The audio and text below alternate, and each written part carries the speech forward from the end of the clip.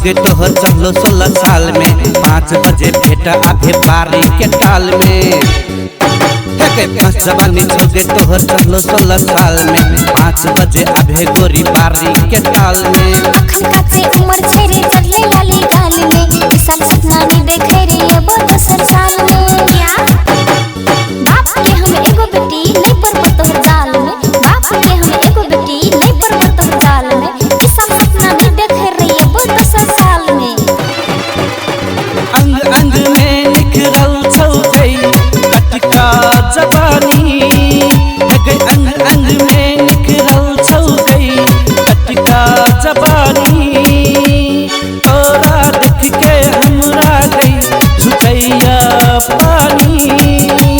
हमहू बात के एकटा बेटा चीज नहीं छोड़ कोनो हाल में हमहू बात के एकटा बेटा चीज नहीं छोड़ कोनो हाल में जे पढ़ते से पढ़ते लज्जब तोरा बारी के टाल में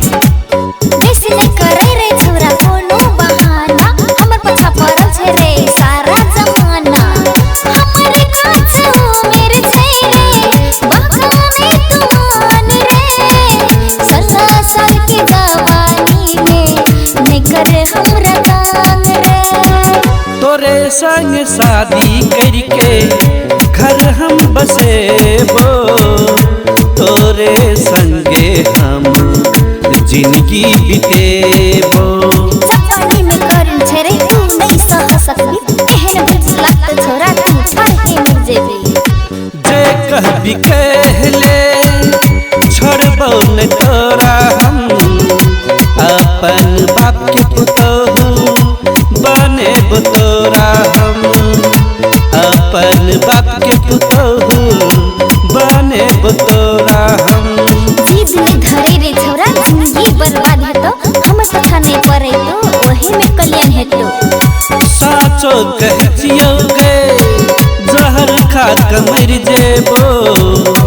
तोहर बिना गे गोरी जिया नहीं सकबो तोहर जखा सच्चा प्रेमी नहीं देखने छलिए रे हम तोहर जखा सच्चा प्रेमी नहीं देखने छलिए रे हम तोरे से शादी करके अब जिंदगी बितेबे हम मस्त जवानी छौगे तोहर चढ़लो 16 साल में 5 बजे भेट आभे बारी के टाल में मस्त जवानी द दिलियो हम अपन 16 साल में अब किया सपना देखे छी बारी के टाल में मस्त जवानी है गे मस्त जवानी